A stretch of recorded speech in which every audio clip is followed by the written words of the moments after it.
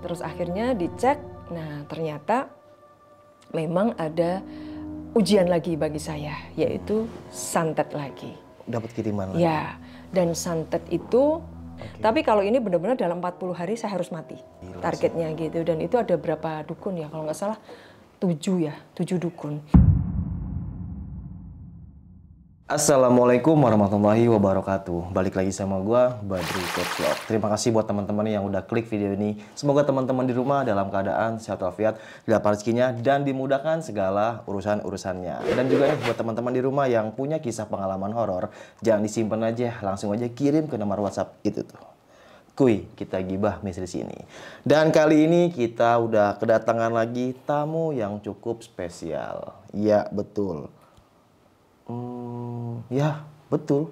Dan kita kali ini udah kehadiran lagi nih sob, salah satu ibu-ibu. Mungkin teman-teman udah nggak asing nih sama beliau. Dan kita udah mendatangkan beliau dan bakal berbagi kisah pengalaman horornya. Tadi di belakang layar, beliau sempat cerita dan bikin bulu kaki merinding. Oke, langsung kita kenalan siapa ibu-ibu di samping dua ini. Halo Bu. Halo Mas. Sehat Bu De? Alhamdulillah sehat. Mungkin teman-teman ada yang penasaran nih. Namanya Bude siapa nih Bude? Kalau saya namanya Retno Sutarto. Oke. Atau kalau yang terakhir itu sering orang manggil Bude Murni. Bude Murni. Atau Bu Murni sebagai ibunya Mas Purnomo di sinetron Tukang Ojek Pengkolan. Nah, mungkin teman-teman yang sering nonton pasti kenal nih sama Bu Retno ini. Dan kita alhamdulillah udah berhasil kedatangan Bu Retno ini. Kalau tahu tahun berapa nih Bude? Kisah pengalamannya itu, kejadian horornya itu. Nah, kejadian horornya itu sekitar tahun 2015 awal. Iya. Oke. Mulai dan waktu terkenal. itu ngalamin kejadian horor, bahkan sempat disantet Bu Retno ini. Iya. Gila, merinding sob. Oke, tahan dulu Bude ya. Oke, langsung aja kita gibah misteri.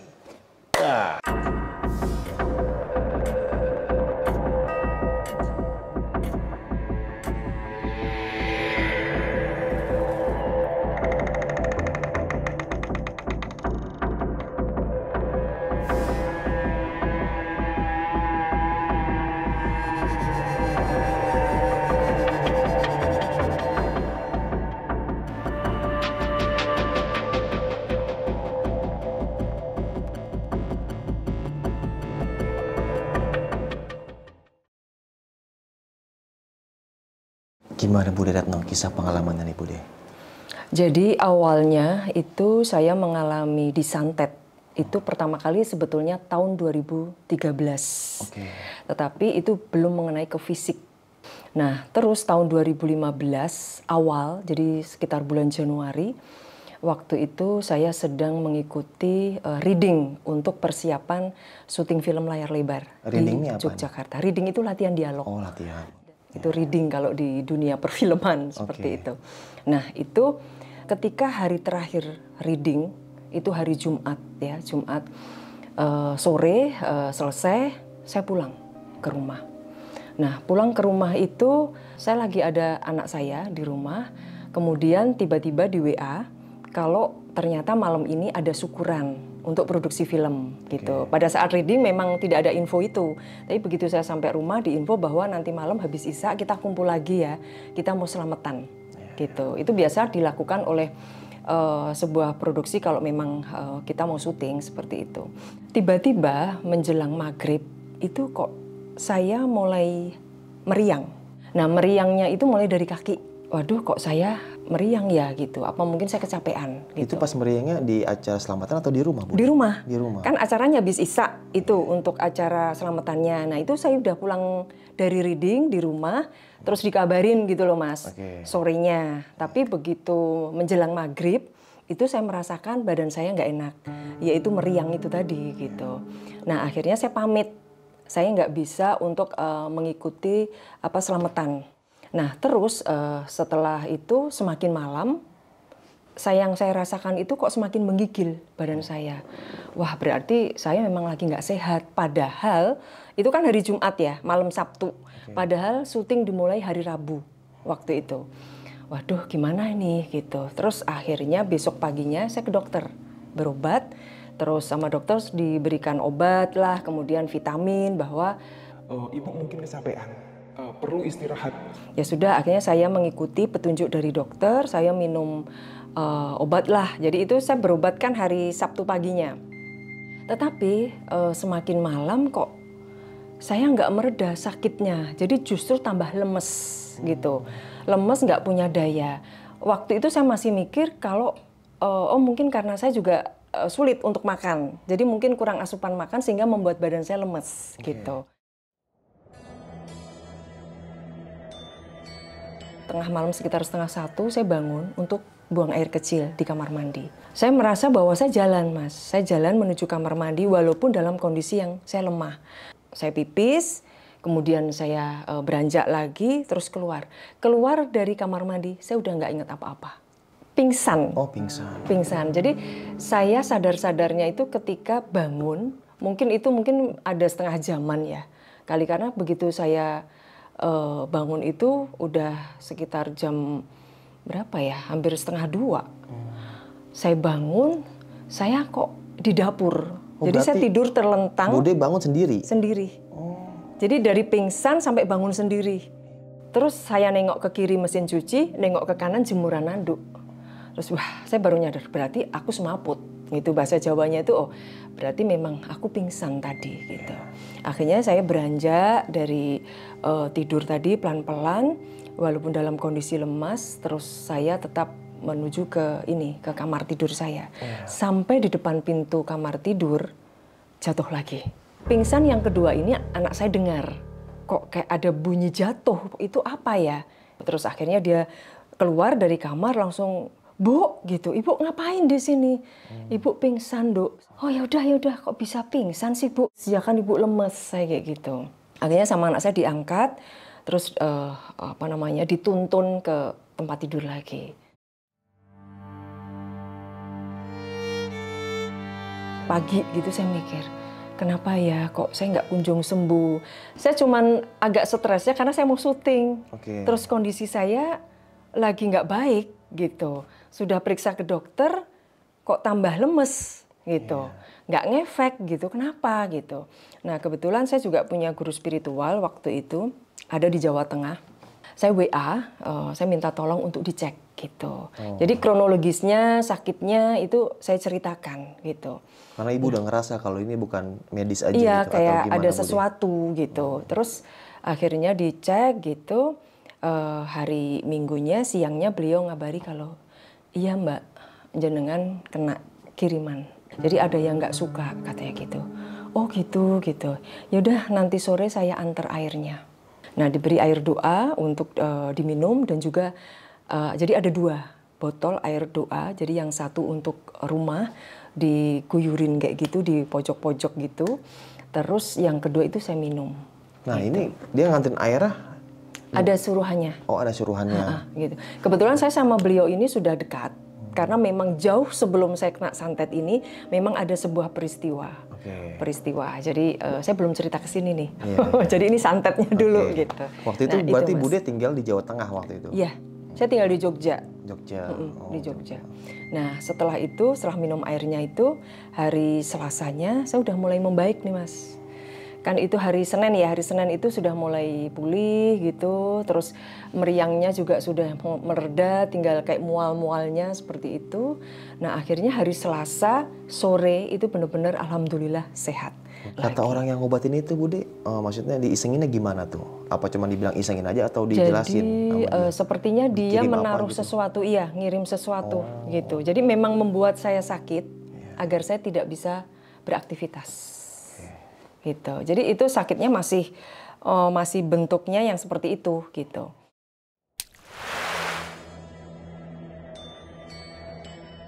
Terus di 2017 itu ketika saya jalan sore sama anak saya sedang mengendarai sepeda motor di tengah jalan, Mas. Tiba-tiba kayak ada yang masuk jelep di kaki kiri, di kaki kiri. Kayak berasa ada yang masuk? Iya, ada yang masuk gitu. Habis itu kaku kaki saya, langsung astagfirullahaladzim gitu. Saya udah langsung mikir, wah ini udah nggak beres gitu. Ada sesuatu nih kiriman. Saya udah langsung kayak gitu. Terus saya minggir, karena saya yang di depan kan, saya boncengin anak saya. Ya udah, Nak, gantiin Ibu. Terus kita nggak usah jalan-jalan, kita langsung ke Bantul. Nah, pada saat tahun 2015 itu guru saya meninggal yang di Jawa Tengah, Mas. Yang pertama ngobatin ini? Iya, yang ngasih betul. air itu? Iya, gitu. Nah, akhirnya di tahun 2017 saat saya sakit, ada serangan itu, saya sudah memiliki guru spiritual lagi, gitu. Akhirnya saya nggak jadi jalan-jalan, langsung menuju ke rumah beliau. Nah, sampai di sana karena memang beliau juga mengobati banyak orang, jadi saya harus menunggu sesuai dengan urutan antrian gitu. Nah, sampai sana itu badan saya udah mulai menggigil lagi. Menggigil dengan ini yang sakit, ngilu. Nah, terus habis Isya itu baru saya ditangani sama beliau gitu. Itu menggigil lah kayak dingin atau gimana? Jadi perasaan saya dingin, Mas. Jadi kayak gitu saya. Terus saya tiduran di pangkuan anak saya. Karena saya udah nggak tahan lagi karena selain itu ngilu. Badan itu ngilu-ngilu kayak gitu. Terus kaki juga kaku, ngilu, terus menggigil seperti itu. Terus habis Isya itu beliau baru bisa mengobati saya kayak ruqyah gitu ya, dibersihkan, kemudian juga disuruh minum air doa segala macam. Terus itu saya agak mereda menggigilnya, tapi mulai mual-mual kayak gitu. Akhirnya jam 9 malam itu saya bisa pulang karena sudah ininya juga sudah mereda, diobatin kayak gitu, kayak diambil gitu loh. Nah itu pas prosesnya gimana tuh Bu? Nah, ada perlawanan nggak kata yang orang ngobatin itu? Kalau beliau mengobati saya itu waktu itu dia megang tangan saya gitu, terus kemudian dia membaca sebuah rapalan lah seperti itu, Mas. Terus kaki saya itu cuma diginiin gitu, buang, giniin, buang, seperti itu sih. Dia dikasih air untuk diminum gitu. Nah setelah itu ya saya merasa mual-mual itu tadi. Kemudian sekitar jam 9 malam saya pulang naik taksi, anak saya mengendarai motor. Nah sampai di rumah akhirnya mualnya semakin menjadi-jadi. Terus tengah malam itu saya udah muntah-muntah di kamar mandi. Nah menjelang subuh reda. Sembuhnya bukan total ya, jadi prosesnya itu setelah mual, lemes. Kayaknya banyak makanan yang keluar lagi. Terus saya lemes, terus saya minum lagi air doa dari beliau. Kemudian subuh itu udah stop muntah-muntahnya. Tinggal saya lemes aja. Iya, sampai pemulihan, terus kemudian saya makan, udah mulai enak gitu. Terus ya udah sembuh. Seperti itu. Gitu. Itu 2017.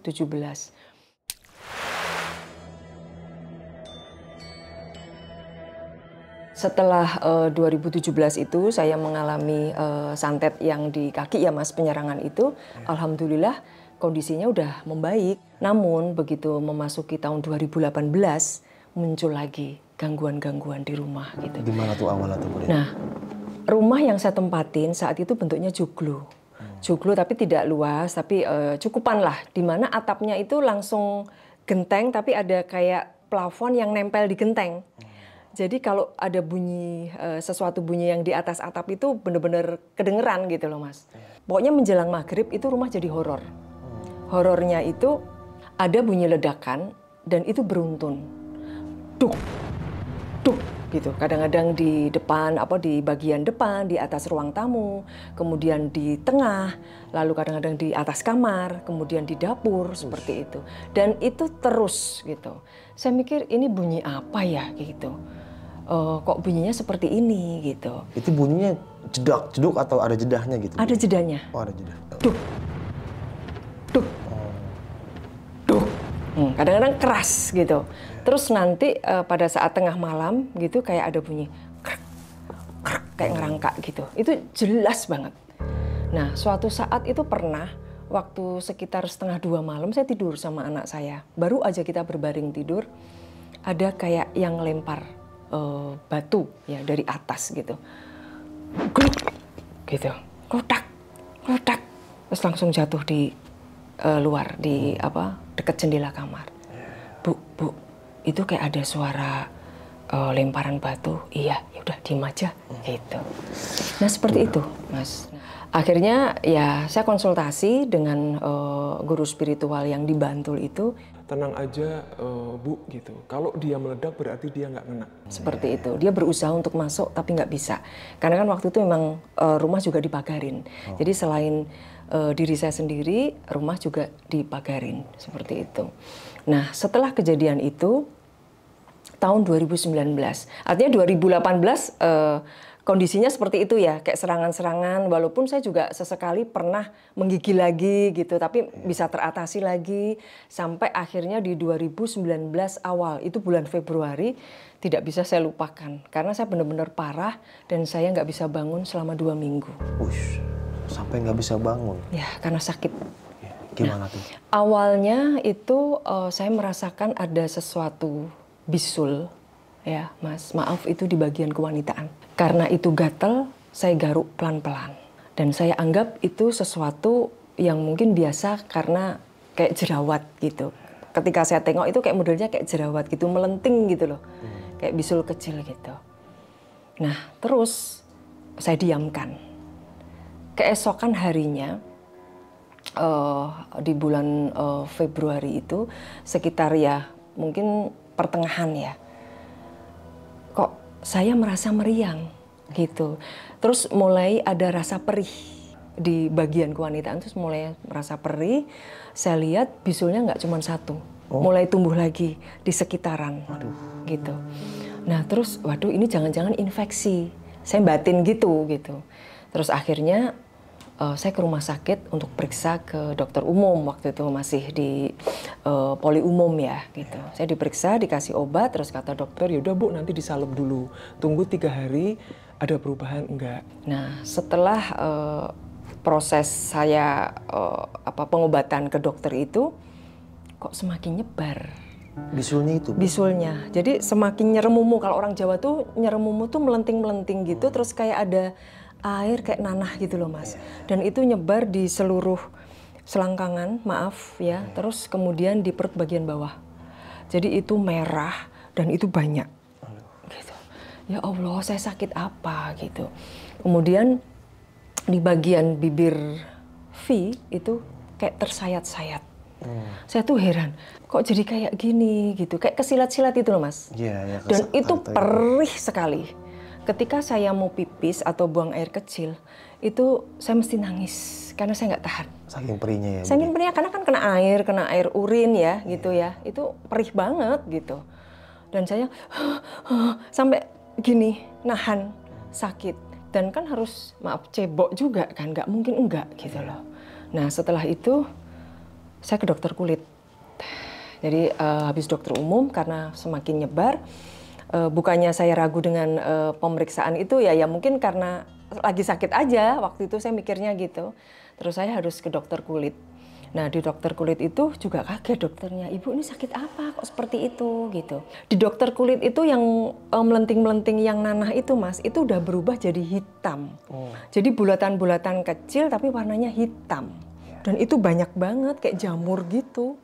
Jijik kali ya Mas ya, saya aja jijik gitu. Ya Allah, saya juga rasanya udah sedih banget kok kayak gini ya, saya sakit apa gitu. Nah terus sama dokter cek di lab ya Bu, saya takutnya herpes. Oh herpes ya. Gitu. Terus akhirnya setelah dari dokter kulit, besoknya saya cek ke laboratorium untuk dilihat. Nah hasilnya kan nggak langsung jadi ya, baru 2 hari kemudian itu hasilnya baru ketahuan. Nah setelah dilihat hasilnya normal semua. Normal? Normal. Nggak ada penyakitnya maksudnya? Iya, dan itu bukan herpes. Akhirnya saya kembali lagi ke dokter sambil membawa hasil dari lab itu. Terus dokter juga bingung. Ibu ini seharusnya Ibu harus rawat inap. Enggak Dok, saya di rumah aja. Ya sudah kalau di rumah aja Ibu jangan lupa nanti dikompres karena bengkak Mas. Itu saya bengkak. Makanya saya kalau jalan itu sakit, terus saya pelan-pelan. Dan saya disarankan sama dokter itu waktu itu nggak boleh pakai celana dalam karena kegesek-gesek semakin menambah sakit gitu. Saya hanya banyak tiduran karena nggak boleh banyak jalan. Seperlunya aja kalau mau pipis atau mungkin mau makan nggak apa-apa gitu. Jadi saya benar-benar di tempat tidur dan itu tidurnya ngangkang gitu Mas, karena kalau gini sakit gitu. Jadi kayak orang habis sunat jadinya. Terus saya juga pakai rok, nggak bisa pakai celana panjang atau apa gitu. Jadi daster gitu yang saya gunakan. Nah setelah itu lama-lama kok punggung saya atau boyok bagian belakang saya kok berat. Jadi beratnya itu, jadi kalau saya mau miring itu kayak aja gandoli gitu. kayak ada yang nemplok di belakang saya gitu, itu berat banget. Jadi kalau saya mau ke kamar mandi atau mau ngambil sesuatu gitu, ya harus pelan-pelan miring ke kanan. Waktu itu kan karena memang posisi tempat tidur saya nempel di tembok, sebelah sini adalah pintu untuk keluar ke ruang keluarga gitu. Saya pelan-pelan bangun, pegangan tempat tidur, pinggiran tempat tidur, terus saya duduk, saya baru jalan seperti itu. Waktu itu kan saya memang di Jogja, di daerah di mana saya tinggal itu, kan saya langganan bordir, Mas. Karena kan waktu itu kan memang saya punya usaha di rumah jahit, yaitu baby bedding gitu loh, perlengkapan tidur bayi. Saya langganan dengan tukang bordir di daerah itu. Nah ternyata beliau ini juga bisa melihat gitu dengan hal-hal yang istilahnya goib gitu ya. Karena saya lama nggak ke tempatnya beliau, karena kan ada bordiran yang belum saya ambil, terus beliaunya ngechat gitu loh, WA gitu. Bu, ini ada bordiran kok nggak diambil-ambil? Iya Pak, saya sakit. Sampai berhari-hari saya nggak ngambil, akhirnya beliau ke rumah. Gitu, terus dia lihat gitu. Kebetulan pas suami lagi di Jogja, jadi saya di Jogja itu tinggal berdua dengan anak saya perempuan, sedangkan suami punya tugasnya adalah di kota Jawa Timur, yaitu di Kediri. Sehingga keseharian saya hanya berdua gitu. Nah saat itu suami pas lagi ada di Jogja juga gitu. Nah si bapak yang bordir ini datang ke rumah jenguk saya. Terus beliau bilang gini, Ibu, sakitnya Ibu bukan sakit biasa. Ada sesuatu yang ngirimin Ibu yang nggak baik. Besok saya bawain air ya Bu, diminum. Jadi air doa gitu. Nah terus akhirnya beliau besoknya membawakan saya air doa itu. Terus saya minum gitu. Waduh ini berarti kalau memang ada sesuatu, ada faktor X-nya, ya sudah saya harus lanjut lagi ke guru spiritual saya yang di Bantul. Yang di Jawa Tengah itu tadi. Bukan di Bantul. Di Bantul gitu. Yang mengobati saya di tahun 2017. Nah akhirnya saya ke sana. Terus diobatin, ya dibersihkan gitu. Jadi seperti yang tadi saya sampaikan bahwa cara mengobatinya ya dia membaca sesuatu, kemudian kayak mengambil. Jadi dia nggak nyentuh, ya nggak nyentuh, cuman gini terus diambil, dilempar, dibuang, diambil lagi, dibuang lagi seperti itu. Kata dia apa tuh Bu? Sakitnya apa? Iya, kiriman. Entah ada sosok apa gitu? Nenek-nenek. Yang memang gelandotin kayak gitu. Jadi itu juga selain membuat saya berat, biar saya kelihatan jelek. Muka saya biar kelihatan jelek. Orang yang melihat saya tuh jadi kayak nggak suka, gitu. Kan saya tahu kerja di dunia hiburan, di dunia film atau sinetron ya. Jadi pasti muka kan, wajah yang terlihat lebih dahulu gitu loh. Makanya ternyata sakitnya saya ada yang menunggangi gitu. Mungkin itu awalnya memang dari sesuatu sakit beneran, tapi ditunggangin oleh non medis, akhirnya benar-benar jadi medis yang parah. Harus sembuh, dua-duanya harus jalan. Artinya pengobatan secara medis harus tetap jalan, terus secara spiritual juga harus jalan. Nanti saya pantau terus gitu. Ibu jangan lupa untuk minum air doanya, seperti itu. Ya udah seperti itu Mas, terus lama-lama sembuh. Lama-lama sembuh, menjelang akhir Februari itu saya udah mulai membaik. Itu sembuhnya itu karena dikasih air, pengobatan ya itu mungkin atau dua-duanya dokter? ya.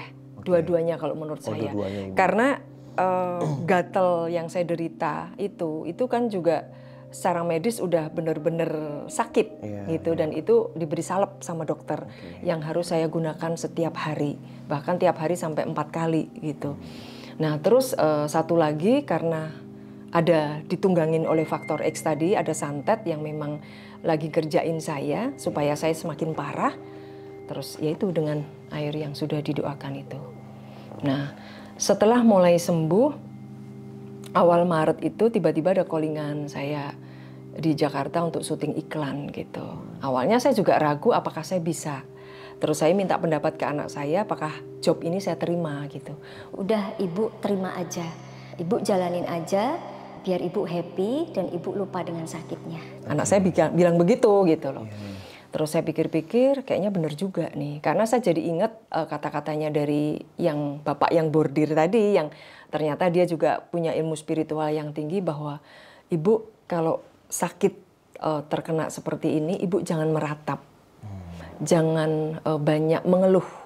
Ibu harus happy, jalani, ikhlas seperti itu. Dan ibu perbanyak doa serta zikir. Nah, saya ingat itu, iya ya, saya harus happy biar saya sembuh gitu. Benar. Nah, akhirnya saya terima Mas job itu. Tanggal 6 saya berangkat ke Jakarta untuk syuting iklan. Saya 3 hari 2 malam di Jakarta.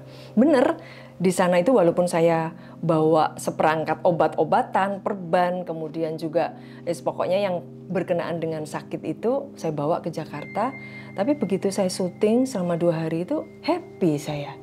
Happy, kayak nggak inget lagi bahwa saya sakit. Walaupun kadang-kadang pada saat saya duduk gitu ya, terus lagi minum atau apa tuh kerasa. Ngilu-ngilunya itu sedikit-sedikit masih kerasa gitu. Akhirnya selesai di Jakarta, saya balik lagi ke Jogja. Alhamdulillah terus sembuh. Sembuh tuh? Sembuh.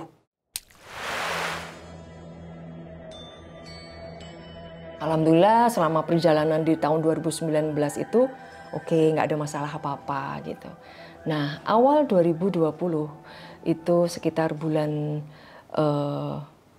Maret. Jadi itu sebelum COVID-19.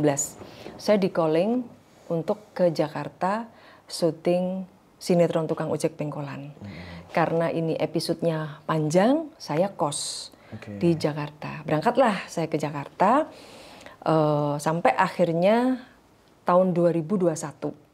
Masih di tempat kos, jadi saya kos di daerah Karangtengah. Karangtengah, Tangerang? Yang Karangtengah Raya itu Jakarta Selatan, Cilandak Mas, Pondok Lambu. Iya. Pondok Labu ya. Pondok Labu, oke. Awalnya semua berjalan dengan lancar, saya syuting, fun-fun aja gitu ya. Pas bulan April di 2021, gatal-gatal saya timbul lagi. Seperti yang saya alami di tahun 2019. Iya.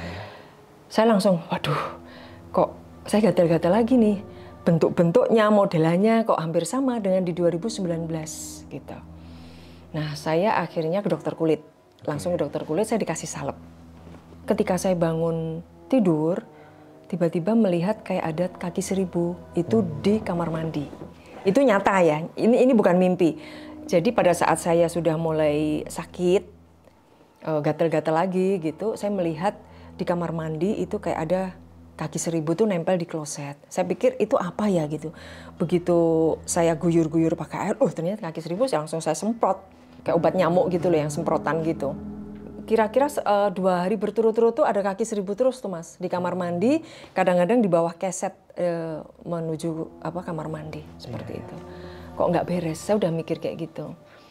Kok nggak beres ya? Terus saya juga ada gelisah.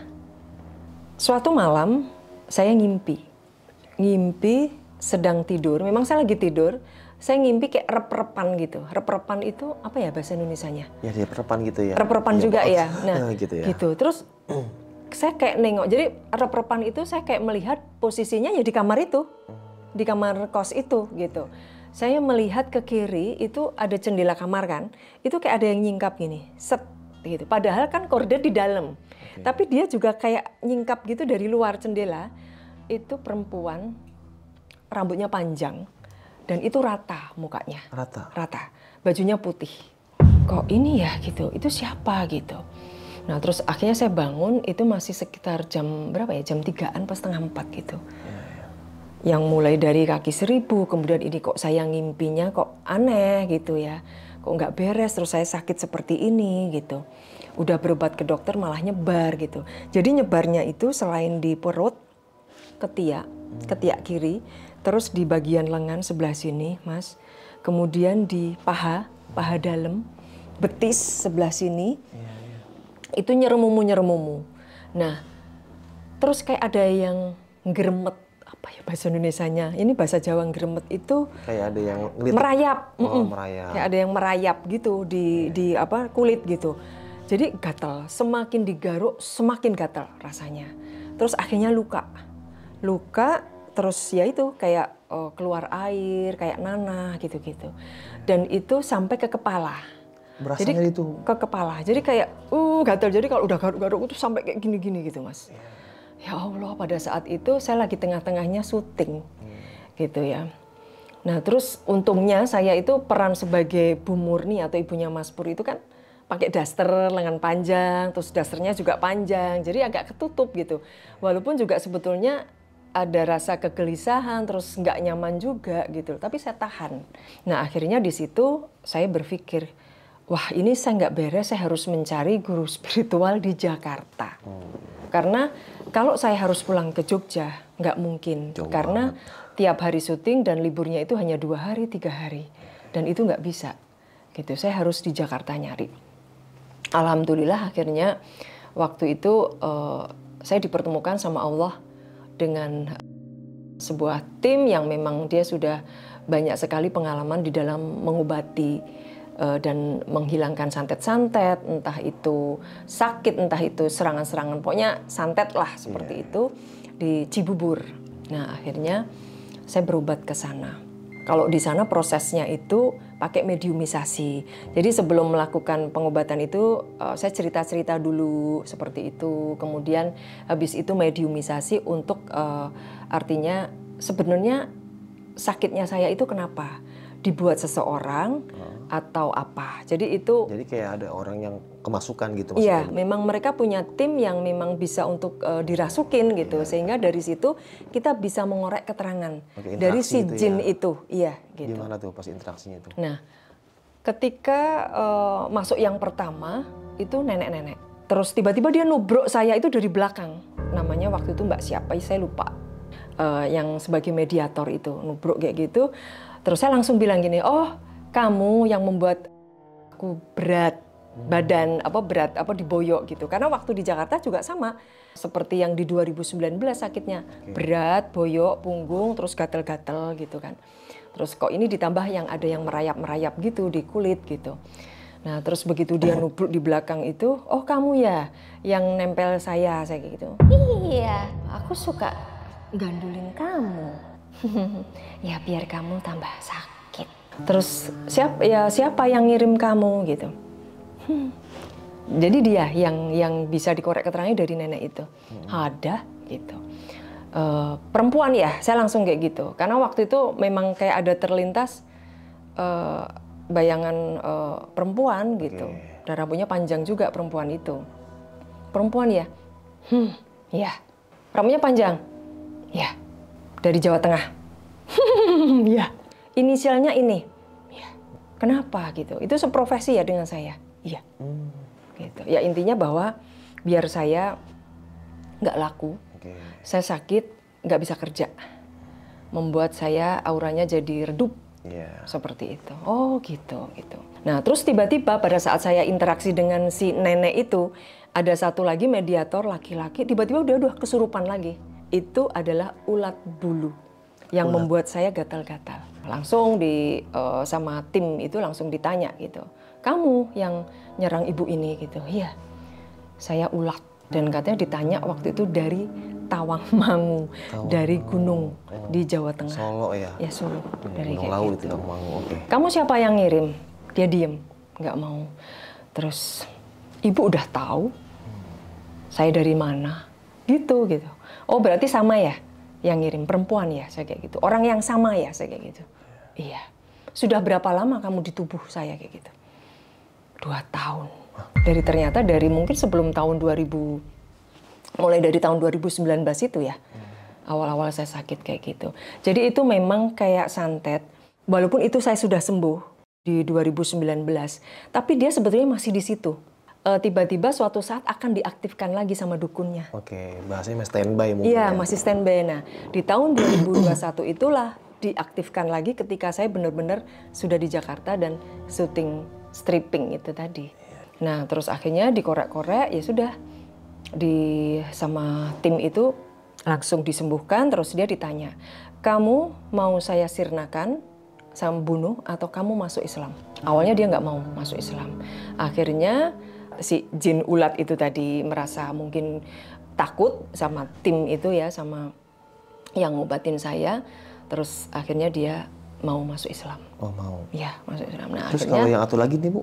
Kenapa? Kalau yang satu lagi Bu deh, yang sosok yang nenek itu. itu. Ya, yang nenek-nenek itu tuh tiba-tiba hilang, pergi, diganti sosok leluhur saya. Oh, masuk ke situ juga? Iya, masuk ke situ artinya Mas Rahke. Jadi Mas Rahke itu menyerahkan saya ke tim itu untuk diobati, tolong bantu cucu saya. Oh iya. Gitu. Yang saya gitu. Saya nggak mau nyebutin di sini. Gitu. Jadi akhirnya ulat bulu itu yang yang masuk Islam, terus akhirnya disuruh pergi sama tim itu gitu. Nah, setelah proses mediumisasi, terus saya kayak diterapi, Mas. Saya sebelum diterapi saya minum air doa, terus saya kayak selonjoran kayak gitu, lalu ditempelin lada di semua jari-jari. Jadi satu-satu ya, mulai dari jari jempol, terus sampai ke kelingking, terus nanti bagian kiri juga seperti itu. Itu ladanya hanya ditempel, kemudian namanya guru spiritual itu membacakan surat-surat dari Al-Quran. Itu Masya Allah, sakitnya luar biasa, Mas. Berasa sakitnya di mana? Kayak gebeset-beset, panas banget. Jadi kayak dilas gitu loh. Kayak ada bara api di situ, terus saya merasa kayak di sayat-sayat gitu, saya udah yang dampingin juga kan dari tim mereka untuk memegang saya, dan ibu baca sebisanya ibu. Jadi kayak Al-Falaq, Anas, Al-Fatihah, ayat kursi, pokoknya kayak gitu. Ibu baca-baca terus, jangan lepas bacaannya. Walaupun dalam kondisi yang saya teriak-teriak, tapi ya pun terjeda-jeda ya saya membacanya kayak gitu untuk menahan rasa sakit itu. Udah selesai itu, saya masih lemes gitu, saya minum lagi air doa, habis itu saya dimandikan. Jadi saya hanya kembenan, saya mandi di kamar mandi, tetapi saya masuk ke gentong. Jadi gentong kayak gentong plastik sih, Mas. Jadi gitu, saya nyelam di situ sebatas leher. Gitu, terus saya diguyurin air sambil membaca Anas. Itu berkali-kali harus kayak gitu, sampai saya megap-megap kayak gitu. Jadi yang mandiin putri gitu ya. Kalau yang guru spiritualnya beliau laki-laki. Jadi kalau mau yang berobatnya cewek, cowok gitu seperti itu gitu. Terus akhirnya setelah itu saya dibawain ya air doa, kemudian ada beberapa amalan yang saya harus baca setiap habis sholat maupun di luar saya sholat gitu. Misalnya pada saat saya mungkin diam atau mungkin lagi nyantai gitu, kalau bisa melafazkan itu. Terus seperti itu. Nah, setelah saya berobat dari tim yang ada di Cibubur itu, alhamdulillah sembuh, Mas. Sembuh walaupun obat dari dokter tetap saya menggunakan ya, karena kan memang belum tuntas gitu. Sampai akhirnya saya benar-benar sembuh. Itu sembuhnya gimana prosesnya, Bu? Apa tiba-tiba prosesnya, badan itu enak, udah nggak gatal lagi enak, atau Mas, gimana? enak. Gitu? Karena kan dibawain air doa sama tim tersebut. Kemudian juga ada beberapa amalan yang saya harus baca terus gitu. Terus mulai tenang gitu ya, suasana kamar juga tenang. Terus nyaman, yaudah saya mulai beraktivitas lagi, syuting, terus lama-lama terus sembuh gitu. Luka-luka gatal-gatal itu juga udah mulai hilang gitu. Walaupun masih ada bekas-bekasnya waktu itu. Udah, terus ya udah jalan, akhirnya masuklah itu tahun 2021. Oke ya, setelah berobat itu semuanya baik-baik aja.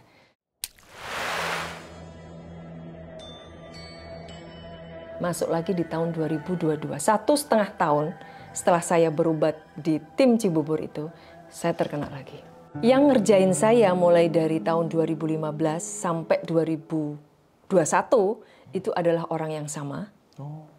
Dan itu orang Jawa Tengah, gitu, satu profesi dengan saya. Yang tahun 2022 itu beda lagi. Perempuan yang bukan seprofesi. Gitu. Tapi orang itu memang nggak suka sama saya dan berusaha untuk membuat saya memang tidak laku dan tidak bisa bekerja di dunia hiburan seperti itu. Jadi saya itu kan punya flek, ya, tapi fleknya itu nggak parah banget, Mas, gitu. Saya berobat lah ke klinik untuk perawatan lah, sekitar 2 bulan saya menjalani perawatan, oke, nggak ada masalah gitu. Terus setelah itu ketika tahun 2022 pertengahan itu setelah saya selesai berobat ya, artinya perawatan di klinik, malam hari saya menggunakan krem malam. Itu udah biasa ya, saya menggunakan krem itu tuh tiap hari gitu. Ketika saya menggunakan itu hari itu atau malam itu, kemerenyes, kok perih ya tiba-tiba muka saya gitu. Kok kayak kebakar gitu. Akhirnya saya hentikan, saya nggak pakai krim malam, ya sudahlah aku malam ini nggak pakai gitu. Nah, terus saya tidur. Keesokan harinya ketika saya mau syuting, otomatis kan saya dandan juga ya. Artinya saya apaan lagi, pakai pelembab. Pakai pelembab kok kemerenyes juga. Aduh ini kenapa ya? Tapi saya paksain Mas dikit-dikit gitu biar nggak kering kan kulit. Dah habis itu saya tetap jalan syuting. Nah setelah itu hari keberapa saya syuting setelah saya merasakan sakit itu, muanya TOP bilang, Bude kenapa mukanya kok gosong? Masuk sih Mbak gitu. Tapi emang saya ada rasa sakit sih kayak perih-perih gitu. Bude habis perawatan gitu. Iya sih tapi udah agak lama sih Mbak kayak gitu. Oh mungkin kali Bude, tapi saya tetap biasa aja Mas gitu. Suatu hari ketika saya set jalanan, kan biasanya ibunya Purnomo itu kan setnya di rumah, di dalam ruangan gitu ya, di dalam rumah gitu. Nah itu set jalanan mau ke warung gitu. Nah ketika di set jalanan kita mau take, biasa kan kalau mau take kan kita touch up dulu berkaca gitu kan, bedakin lagi biar nggak kelihatan mengkilau gitu kan. Nah terus kaget saya, loh kan di posisi di luar itu kan jelas banget ya. Saya berkaca, bener gosong, hitam Mas ini tuh hitam. Tapi mungkin makanya kru tuh mungkin ngelihat saya heran kali, ini Bude kenapa ya? Tapi nggak berani ngomong, mungkin sungkan mau bilang seperti itu, kok mukanya Bude jadi kayak gini gitu. Saya kaget, ya setengah malu sebetulnya Mas gitu. Aduh akhirnya saya tebelin bedaknya gitu. Terus saya merasa terus mulai gelisah nih. Ada apa ya gitu, apa saya kena lagi? Tapi waktu itu saya masih, oh janganlah, kan kemarin udah berobat, masa saya kena lagi gitu. Nah akhirnya pada suatu malam, saya ngimpi. Saya seolah berjalan di suatu semak, mau menuju ke suatu tempat. Tiba-tiba di tengah perjalanan itu saya melihat ular hitam. Ular hitam itu tiduran gitu, melingkar gitu, terus tapi dia nggak menyala, artinya tidak, matanya tuh mejem gitu loh Mas, tapi ular hitam tuh saya jelas banget, kaget saya, kok ada ular hitam di situ. Terus akhirnya saya hati-hati melintasi dia, udah langsung lewat aja. Udah saya lewat, saya terbangun, ya masih dini hari ya waktu itu, sekitar jam 2-an apa ya, gitu. Udah itu satu, saya masih diam. Yang kedua, tapi selang sekitar 3 atau 4 hari saya ngimpi lagi ketemu dengan seorang perempuan. Ya, perempuan itu saya belum pernah ketemu secara langsung. Tetapi saya pernah lihat fotonya dia di medsos dan saya tahu dia. Kenapa saya kok ketemu dengan perempuan ini? Jadi di mimpi itu saya seolah-olah melihat saya sendiri kayak di layar film gitu. Jadi saya kayak duduk. Saya melihat diri saya sendiri di layar. Nah di layar itu saya di pinggir jalan lagi duduk, terus tiba-tiba ada mobil lewat, terus berhenti di depan saya persis. Tiba-tiba pintu mobil sebelah kiri dibuka, ada perempuan itu gitu. Jadi dia terus beringsut ke arah saya gitu. Saya diem. Jadi saya melihat saya dari belakang posisinya, tapi saya melihat perempuan itu benar-benar nampak wajahnya depan mata Bude gitu, tapi di depan saya sendiri gitu di layar itu gitu. Nah dia kayak ngomong sesuatu, jadi omongannya dia tuh nggak kedengeran Mas, jadi kayak gimmick gitu aja, gitu itu ngomong apa ya gitu, nggak jelas gitu. Nah setelah mimpi itu saya semakin kuat dugaan bahwa saya kayaknya sakitnya bukan medis ini, ada sesuatu nih, karena dari saya ngimpi yang pertama ular, yang kedua perempuan itu gitu. Nah setelah itu waktu saya sholat duha pagi hari, tiba-tiba saya kebayang tim yang ada di Cibubur, gitu. Apa saya konsultasi lagi ya ke mereka? Saya langsung WA ke tim itu lagi, Mas tolong saya dicek lagi. Coba Mbak selfie. Saya minta foto yang terbaru. Dia bilang gitu. Udah saya selfie pakai mukena itu. Terus saya kirim ke tim tersebut, terus dicek, iya Mbak terkena lagi santet. Nah saya kadang-kadang juga heran kenapa ya kemarin istilahnya udah dipagarin, kemudian juga ada amalan-amalan yang sudah saya lakukan setiap hari, kok saya masih kena gitu. Waktu itu sempat saya tanyakan, kan saya berobat lagi nih Mas. Akhirnya setelah itu hari Senin saya berobat lagi ke sana. Jadi waktu itu hari Jumat yang saya sholat duha tadi itu hari Jumat. Terus hari Seninnya saya ke sana lagi ke Cibubur untuk berobat lagi gitu. Terus saya nanya, kenapa sih kemarin sudah dikasih amalan, udah dipagarin kok kena?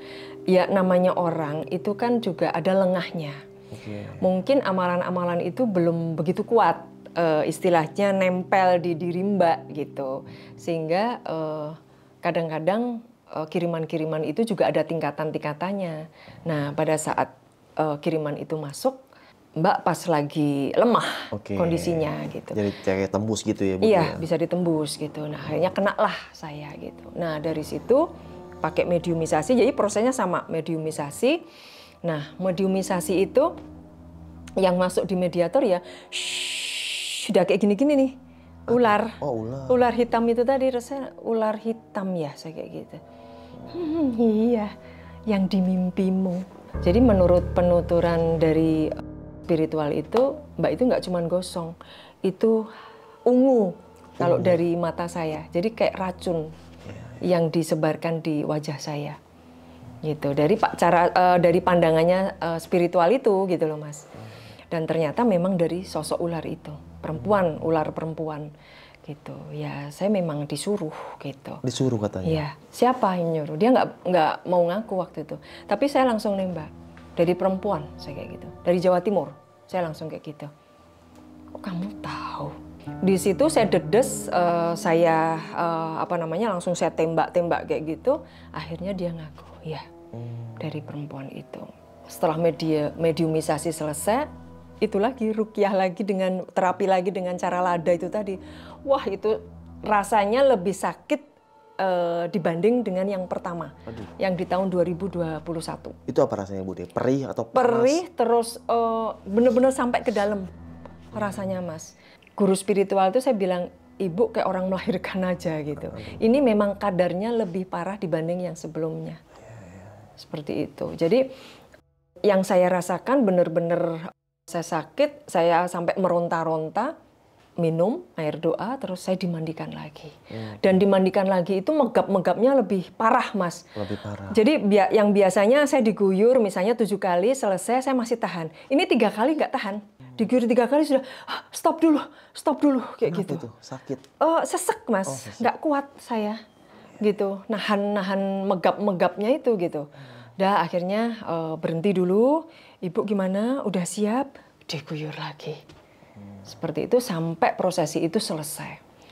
Nah habis itu saya minum air doa, terus dibawain lagi air doa, terus dibawa pulang. Sampai seminggu saya harus minum itu. Terus dikasih amalan lagi sebelum saya pulang. Nah itu selama seminggu itu gimana Bu Deh? Proses sembuhnya? Prosesinya kalau juga, rasa sakitnya itu dari apa ya? Istilahnya yang ini itu masih Mas, tapi mulai kadarnya mulai berkurang. Mulai berkurang gitu. Nah, salah satu teman yang mengantar saya berobat ke mana? Ke Cibubur itu bilang, Bude, kebetulan juga salah satu kru dari TOP juga kan yang mengantar saya itu. Bude, saya nggak tega deh lihat Bude kesakitan kayak gitu kemarin gitu. Saya punya kenalan nih Bude gitu, guru spiritual kalau Bude cocok gitu. Mungkin Bude bisa konsultasi lah kalau misalnya ada sesuatu yang mengganggu gitu. Oh iya Bang, nggak apa-apa gitu. Nanti saya dikenalin aja gitu. Nah akhirnya di saat-saat saya mulai penyembuhan, pemulihan rasa sakit saya muka itu ya, itu benar-benar gosong Mas. Ada kok di YouTube itu ceritanya gitu dan kelihatan itu saya screenshot waktu itu. Ada mukanya. Mukanya hitam. Nama YouTube-nya Bu Retna nih? Ya tukang ojek pengkolan, Mas. Ojek pengkolan. Episode keberapa Pak? Keberapa saya lupa. Coba Hey nanti. tukang ojek. Iya seperti saya itu. Saya nonton itu.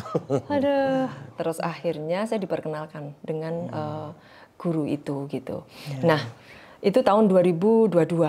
Dengan guru spiritual ini saya juga diberikan kayak terapi. Terus dimandikan. Jadi beliau bilang begini. Ibu memang sudah sering ya terkena santet. Jadi orang terkena santet itu walaupun sudah berobat, itu tetap akan nampak bekasnya. Jadi ibarat gelas, itu kayak gelas yang retak. Jadi retakan-retakan itu tetap kelihatan gitu. Nah ini harus ditambal supaya kokoh lagi. Gitu.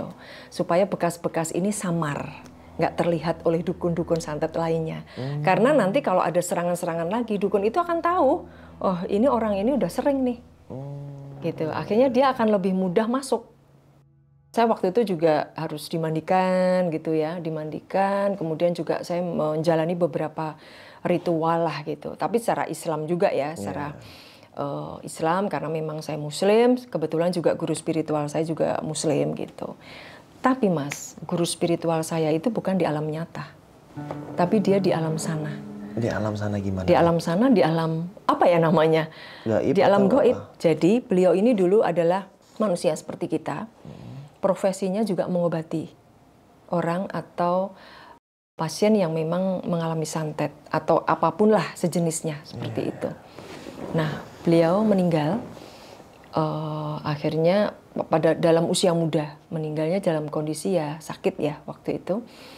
Terus ternyata di alam sana beliau masih, istilah Allah masih memberi kesempatan beliau untuk berbuat baik ya, mengobati orang gitu. Tapi dengan cara bagaimana? Yaitu dengan cara ada keponakannya yang sebut saya namanya Mbak Ida. Itulah Mbak Ida yang selama ini menjembatani saya komunikasi dengan beliau. Jadi waktu si abang kru TOP ini memperkenalkan saya dengan Mbak Ida ini, ternyata Mbak Ida ini sebagai wadah dari guru spiritual ini untuk komunikasi dengan manusia yang ada di alam dunia. Alam dunia itu. Gitu. Mbak Ida ini orang yang sebetulnya dia hanya sebagai wadah, Mas. Wadah atau perantara dari guru spiritual saya yang sebenarnya yang berada di alam sana gitu. Sehingga segala komunikasi atau mungkin memberitahu sesuatu hal mengenai serangan-serangan itu lewat Mbak Ida ini. Kalau tahu Bu Ida ini tinggal di mana, Bu? Tinggalnya di Bekasi, Mas. Oh, Bekasi. Di Bekasi. Okay. Setelah saya bertemu dengan Mbak Ida ini, kemudian dipertemukan lagi dengan guru spiritualnya yang melalui raganya Mbak Ida. Nah, beliau kan bilang bahwa saya itu udah sering banget kena santet. Orang yang sering banget kena santet itu akan terlihat bekas-bekasnya. Seperti itu. Jadi ibarat gelas itu gelas yang retak. Jadi banyak retakan-retakan. Nah, itu yang harus ditambal, kemudian disamarkan seperti itu agar kalau dilihat oleh dukun-dukun yang memang ingin menjahati kita itu akan tertutup, akan samar gitu loh. Karena pasti dukun akan tahu kalau ngecek saya mesti, udah sering banget kena santet. Nah, akhirnya waktu itu saya juga melalui beberapa ritual. Tentunya juga ini doa-doanya Muslim semua ya, Islam semua. Terus saya juga dimandikan. Tengah malam, jam 12 malam gitu, dengan beberapa ya air kembang, terus juga empon-empon, seperti itu sih Mas. Dan beberapa doa-doa yang harus dilafazkan, seperti itu. Nah, setelah itu rumah dipagarin gitu. Nah, waktu itu juga saya sempat nanya, kan sebelumnya kan juga udah dipagarin gitu, kenapa kok bisa tembus gitu. Nah, namanya pagar gaib itu juga ada tingkatan-tingkatannya. Dan itu juga tidak bisa berlangsung lama, misalnya setahun, masa berlakunya itu ada masa berlakunya gitu loh Mas.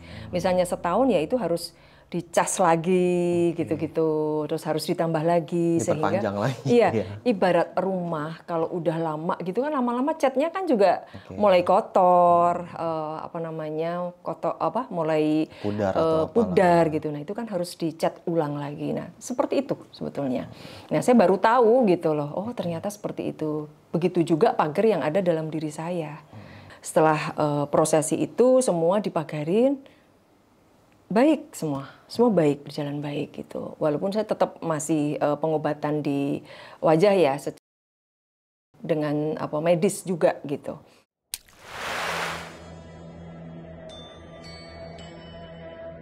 Pada tahun 2023 bulan Februari, kita dari kru maupun pemain dari tukang ojek pengkolan, kemudian juga preman pensiun itu menjalankan ibadah umroh ya selama 9 sampai 10 hari gitu. Sepulang dari sana atau kita udah selesai menjalani ibadah umroh, kita syuting. Selang 2 hari kita syuting lagi gitu. Setelah sampai di Jakarta lagi, kemudian kita syuting lagi, kira-kira berjalan 3 hari. saya batuk kayak flu kayak gitu kok. Aduh ini kecapean nih gitu. Tetapi yang mengalami batuk itu memang tidak hanya saya, pemain lain juga sama flu gitu, seperti flu gitu. Nah akhirnya berjalanlah 1 minggu saya nggak sembuh-sembuh flu-nya. Teman-teman yang lain yang flu udah sembuh gitu. Nah saya nggak sembuh, terus akhirnya dada saya kok agak sesek ya gitu. Terus saya periksa ke dokter, ke salah satu klinik di daerah Karangtengah. Setelah dicek, saya dikasih obat, kayaknya saya pulang gitu. Setelah pulang, saya mengkonsumsi obat sampai habis, kok sakit saya tidak sembuh. Dada saya semakin sesek, terus lama-lama kayak ada yang narik Mas. Jadi kayak ada benda narik, kayak kawat gitu di dada, jadi di bawah payudara ya, itu ketarik sampai ke punggung, di bawah entong-entong itu Mbak, entong-entong bahu ya.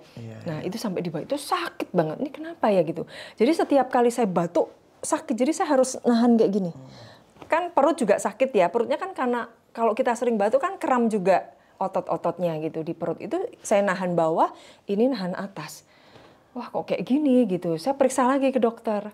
Kata dokter, oh ini dahaknya nggak keluar Bu, Ibu harus diuap. Diuap 2 kali, terus saya minum obatnya yang sepertinya dosisnya agak ditingkatin lagi daripada yang obat yang pertama, karena nggak ngefek gitu. Akhirnya dikasih obat lagi yang dosisnya lebih tinggi, terus saya diuap gitu. Nah itu berjalan, saya sakit itu 2 minggu Mas. Artinya minggu pertama kan masih flu biasa gitu, tapi kok nggak sembuh-sembuh. Terus baru di minggu kedua itu saya berobat gitu, berobat ke dokter, tapi juga nggak sembuh-sembuh. Semakin tambah sakit dada saya gitu. Nah akhirnya itu rasa sakit yang saya rasakan sampai ke punggung itu, kalau malam hari mau tidur itu susah banget. Susahnya itu kalau mau saya merebah kayak gini, itu kayak ketarik. Jadi kayak ada nyantol di bagian ulu hati gitu. Jadi sakit dan sesek, nggak bisa nafas. Jadi saya harus ganjel dengan beberapa bantal, baik di kepala maupun di punggung untuk bisa menyandarkan kayak gitu. Nah itu berjalan sampai hampir 2 minggu seperti itu. Terus saya WA sama Mbak Ida. Mbak Ida, ini saya kenapa ya kok sakitnya kayak gini? Saya udah berobat 2 kali ke dokter, udah diuap 2 kali kok nggak sembuh-sembuh. Terus ada yang saya rasakan, seumur hidup saya sakit flu, ini yang terparah. Tapi ada rasa yang saya baru ngerasain sekarang, yaitu itu kayak ketarik itu. Gitu. Kalau menurut keterangan dokter itu karena dahak nggak bisa keluar. Tapi rasanya aneh, menurut saya bahwa itu kayak aneh aja gitu, nggak mungkin kalau hanya dahak nggak bisa keluar sampai sesakit itu gitu. Terus akhirnya dicek, nah ternyata memang ada ujian lagi bagi saya, yaitu santet lagi. Dapat kiriman lagi. Ya, dan santet itu memang yang tidak main-main untuk yang kali ini Mas, karena dari guru spiritual saya bilang bahwa ini santet 40 hari. Dan itu yang diambil adalah targetnya saya mati. Mati. Kalau kemarin-kemarin targetnya itu kan saya hanya sakit, biar saya nggak bisa beraktivitas. Walaupun saya sakit nanti lama-lama digerogoti kan dengan sakitnya itu akhirnya meninggal. Tapi kalau ini benar-benar dalam 40 hari saya harus mati. Targetnya gitu. Dan itu ada berapa dukun ya, kalau nggak salah 7 dukun. Akhirnya dari Bu F, guru spiritual saya, itu menyampaikan melalui Mbak Ida waktu itu juga.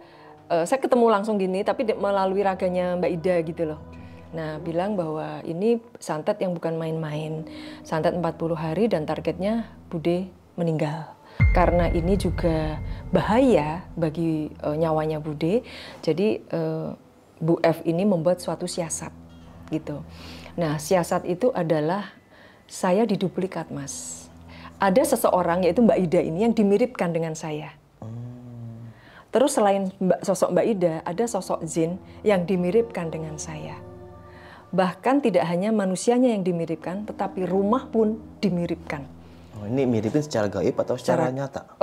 Secara gaib ya, secara gaib. Karena agar pandangannya si dukun itu, misalnya rumah saya di Karangtengah. Kemudian Mbak Ida misalnya di Bekasi, rumah saya di situ. Oh, Map-nya iya. di situ. Seolah-olah di sana Seolah-olah gitu. di sana, seperti itu.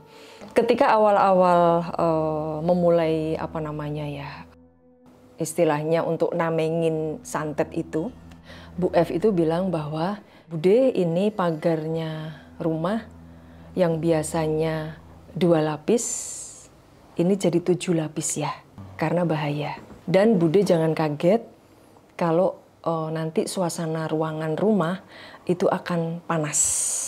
Panas itu sumuk gitu loh Mas, gerah gitu ya, karena padat. Istilahnya yang jaga tuh padat banget gitu. Benar, begitu udah sore menjelang maghrib itu udah panas, terus keringat itu ngocor kayak gitu. Jadi saya kipas semua dihidupin gitu di kontrakan saya yang di Karangtengah itu. Saya juga ngerasa kok saya nggak enak ya badannya, kok meriang ya kayak gitu.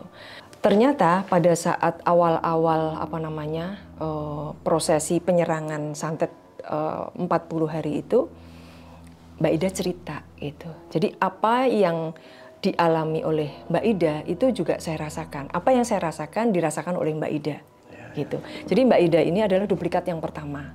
Yang duplikat kedua yang jin itu tadi, terus yang ketiga saya. Tujuannya untuk apa? Jadi kalau misalnya ada serangan santet, itu yang kena duluan adalah Mbak Ida. Oke. Gitu. Baru Mbak Ida lewat, jin ini yang kedua. Ini lewat, saya yang kena gitu. Jadi saya istilahnya di terakhirnya gitu. Dibuat yang terakhir gitu.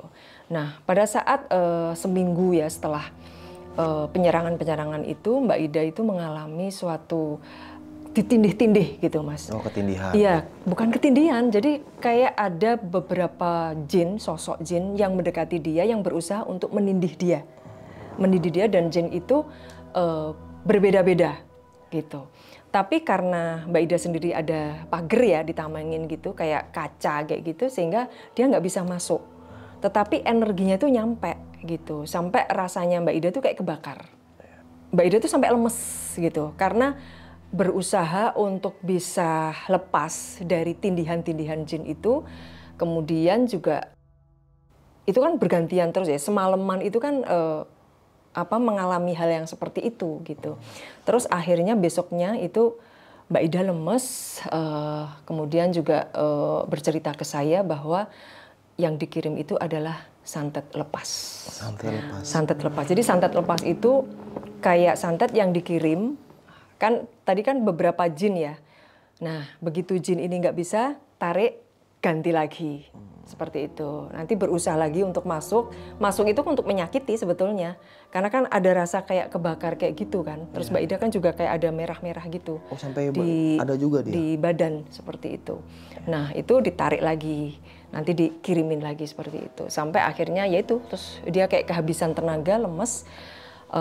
Kemudian selang berapa hari ya setelah kejadian itu Mbak Ida ngimpi dia kayak berjalan di sebuah hutan belantara kayak gitu, sampai akhirnya dia ketemu dengan rumah dari kayak gubuk gitu loh di tengah hutan. Di dalam mimpi itu dia melihat laki-laki tua ya, kayaknya si dukunnya itu sedang melakukan ritual. Nah, di ritual itu Mbak Ida melihat ada foto saya. Itu dibungkus kain kafan.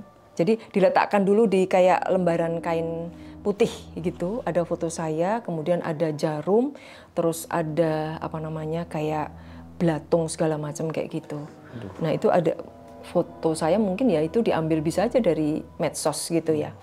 Nah, terus pada saat itu dia juga melihat Mbak Ida tuh kayak ada kepala kambing hitam di situ yang dikelilingi darah gitu, sama ayam cemani. Ayam cemani itu ayam hitam. Ayam hitam yang sering kan yang buat memang ritual seperti itu, dan sekelilingnya itu darah. Nah, dari kain kafan yang digelar tadi yang ada foto saya, terus dikasih kayak jarum, ada kayak belatung-belatungnya semacam dibungkus lalu dimasukkan ke dalam darah itu tadi. Nah, itu tujuannya ya biar saya mati kan, biar saya mati gitu.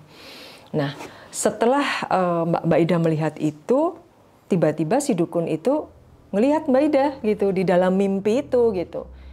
Kowe toh Retno. gitu. Artinya kamu kan Retno gitu. Mbak Ida kaget, ternyata dukun itu tahu dia gitu. Walaupun seolah-olah dukun itu melihat saya. Iya. Gitu. Karena kan yang diduplikat Mbak Ida kan. Jadi sosoknya Mbak Ida tapi dukun itu penglihatannya itu saya. Nah, akhirnya dukun itu nyamperin Mbak Ida, tapi karena kondisinya di dalam mimpi itu juga takut, Mbak Ida menghindar. Nah, menghindarnya itu kayak Mbak Ida tuh melihat sebuah cahaya gitu. Tiba-tiba lap gitu, dia terbangun. Mbak Ida kan cerita ke saya kejadian yang dialami selama dia menjadi duplikat saya. Nah, terus katanya itu adalah santet balung mayit. Santet balung mayit. Jadi santet balung mayit itu ya santet yang memang tujuannya untuk membuat saya kayak mati, Mas. Jadi biar saya nggak bisa berkutik gitu loh.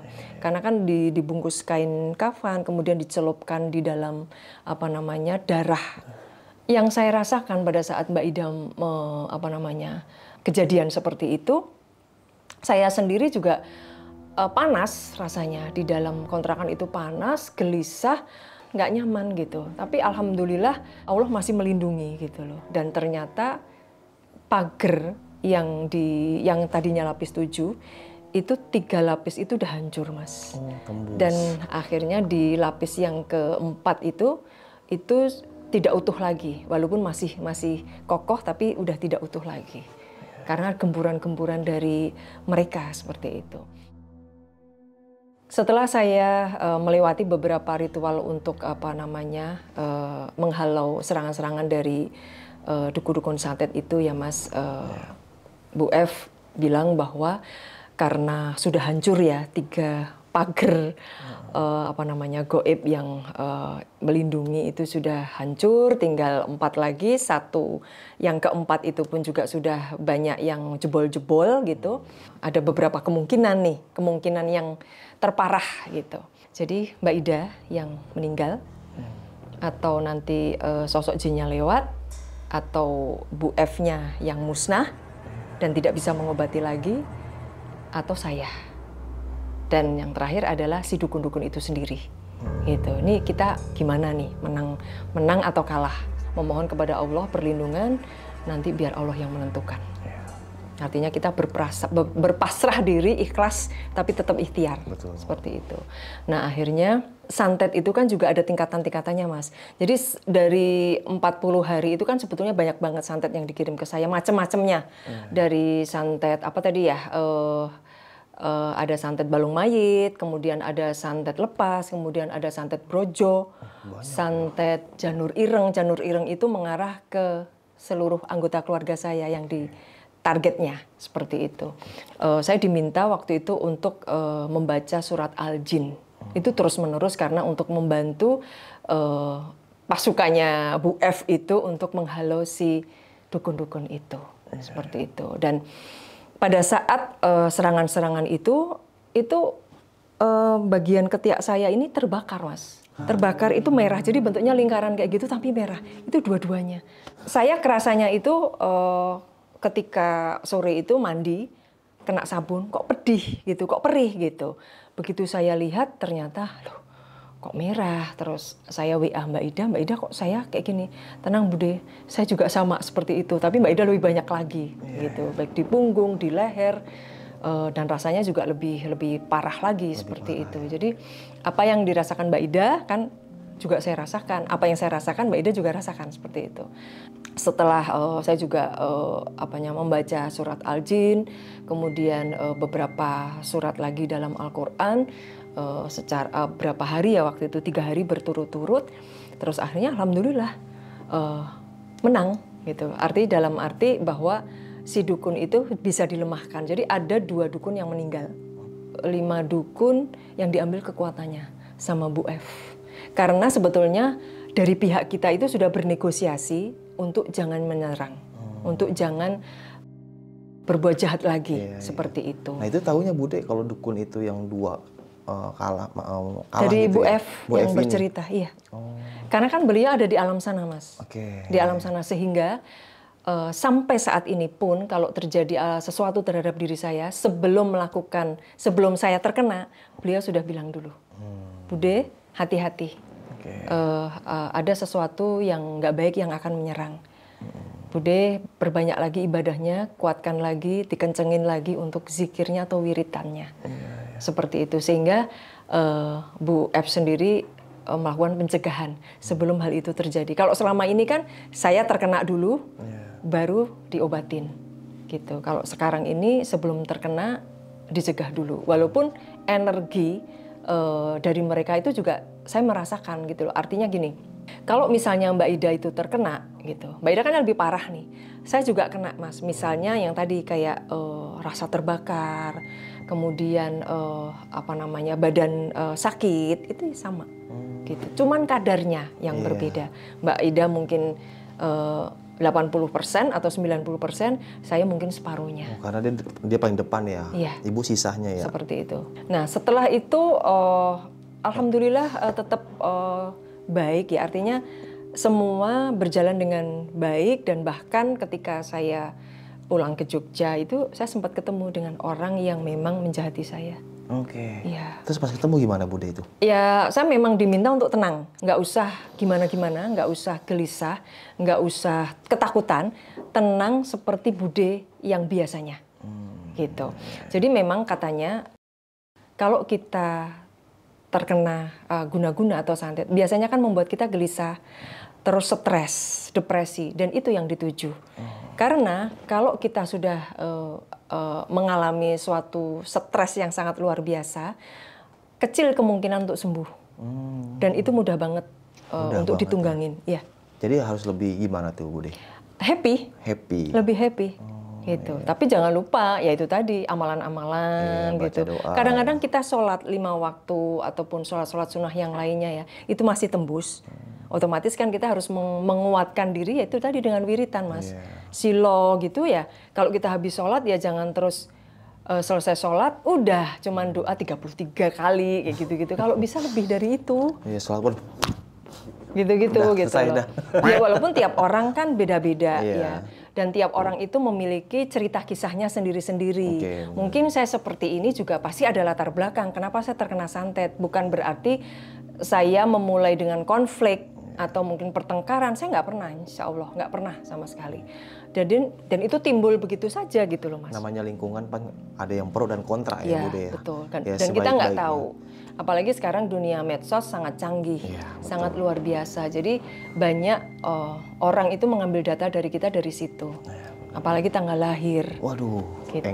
Itu kunci kelemahan kita sebetulnya. Karena dengan tanggal lahir itu akan bisa dilihat atau ditemukan hari neton kita. Kalau orang Jawa. Neton, dan itu hari apesnya kita. Hari apes ya. Makanya hati-hati gitu yang merayakan ulang tahun yang terlalu berlebihan. Iya, dengan tanggalnya disebutin ya. Iya. Dan hati-hati buat teman-teman yang kena pinjol. Kan KTP kalian sama mereka. Hati-hati disantet sama pinjol. Data kalian kan sama mereka tuh. Nah Bude nih, setelah kisah pengalaman Bude ini yang saya anggap pertarungan antara jin ini. Iya, karena ada orang yang nggak suka sama Bude Retno ya. Dan nah, setelah ini nih Bude ada rencana mau syuting film apa lagi nih? Atau lagi break dulu atau lagi gimana?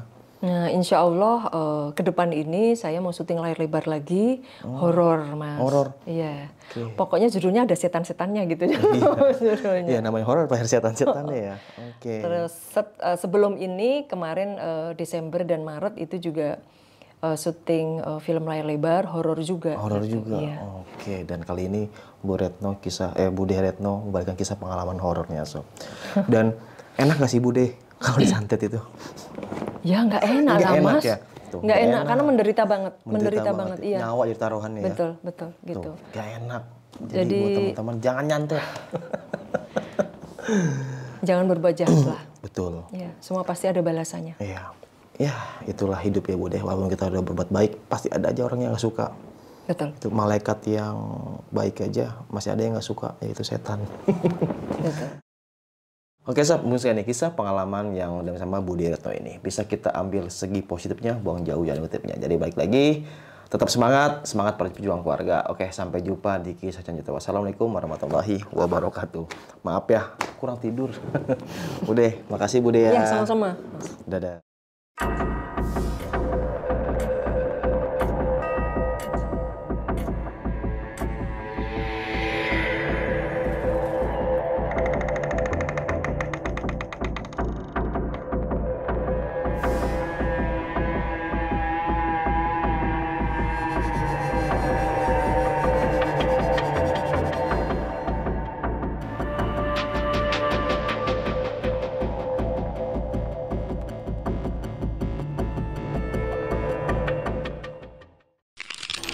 Buat kalian yang punya pengalaman horor, langsung aja chat ke nomor 0877 1671 53372.